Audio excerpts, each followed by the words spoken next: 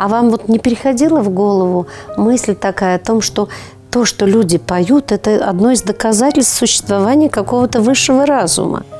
Это же что-то такое неземное, когда поют дети. Да.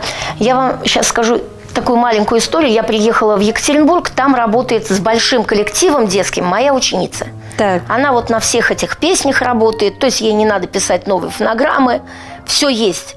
И вот она говорит мне: Анна Александровна, представляете, ко мне стали приходить взрослые петь. Вообще одна женщина пришла, ей 45 лет. Вот. И знаете, кто ее послал? Психолог. Она пришла к психологу с проблемой, у нее там депрессия, вот это. И ей психолог, представляете, говорит: иди пой. Вы можете себе представить? Я говорю: правильно, психолог говорит. Потому что любая беда, любая проблема, человек с ней справляется, я не знаю как, это тяжело. А вот если человек умеет играть, петь, вязать, вышивать, он садится, что-то начинает думать, вышивать. И вот это прекрасное помогает ему преодолеть любую боль, любую. Вот Зоя Ивановна Данилова, я с ней познакомилась. Ну, я познакомилась с ней как с автором. Потом я узнала ее как педагога хорошего. К ней внук мой ходит. А потом... Картины. Боже мой, картины. Я сколько... Ну как это...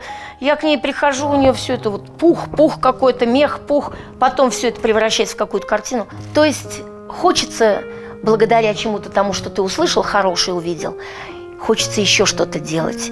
И вот когда люди такие встречаются, когда они что-то новое создают, это здорово. И вот самое главное, чтобы мы, люди, были именно вот как эти яблочки. А вот бывает яблочек с червоточиной. Вот все как в природе. Человек должен стараться не быть вот с этой червоточиной. Живешь – живи вот так красиво, радуй людей. Никому не завидуй, никого не подначивай, там, подножку не подставляй. Иначе, не сможешь ты быть таким яблоком уже. Тебя всегда будет точить какой-то червь. И жизнь, естественно, превращается уже совсем в другое. То есть счастлив по-настоящему тот, кто умеет восхищаться, а не завидовать, правильно? Да, восхищаться. Восхищаться, делать свое дело, смотреть на другое. Боже мой, как люди умеют. Оказывается, я не все умею, не все знаю. Восхищаться, радоваться за других – это тоже умение. Радоваться за других. Вот я, допустим, вы делаете передачу, я за вас радуюсь. Это здорово, потому что я к вам приду, кого-то еще увижу, это здорово. Мы друг с другом знакомимся, мы на улице уже видим друг друга и радуемся, что мы живем в таком прекрасном городе. И я детям прежде всего говорю: старайтесь жить так, чтобы не смотреть в Ютубе или как, я не знаю, вот показывают всякое, там мужчины, они там в каких-то там юбках, что-то они там делают, все хихи-ха-ха. Старайтесь, чтобы вас показывали. А для этого надо что-то уметь. А не смотреть вот это вот, то, что... То есть становитесь участниками. Да. Участниками событий, а не только зрителями. И тогда вся жизнь твоя будет потрясающая. Ты живешь, ты существуешь, а не смотришь, как другие существуют.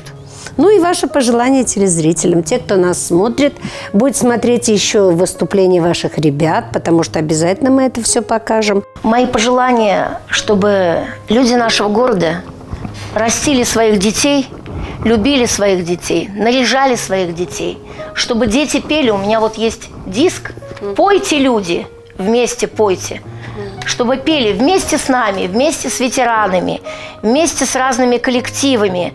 И дома с родителями, и с бабушками, да, с дедушкой. Да, вот бабушка одна возможность. ко мне пришла и говорит: вы знаете, я вот очень хорошо в молодости пела, а внучка моя не поет. Я говорю: так в молодости у вас, когда гости собирались, вы что делали? Пели, танцевали. А сейчас вы поете? Нет. Так тогда вот с этого и начинайте. Давайте все будем петь, ходить на ваши передачи. Вы нас радуете, мы вас. И, конечно, нам будет замечательно в этом городе Орске. Да, уютно и ничуть не хуже, учитывая, что мне очень понравилось, как примадонна Наталья Воронкина сказала: почему я так люблю приезжать в Орск. Солнечные люди. Здесь столько неба, столько солнца, и это же солнце в людях. Поэтому, Конечно. говорит, выходить на эту сцену, большая она или маленькая, огромное-огромное удовольствие.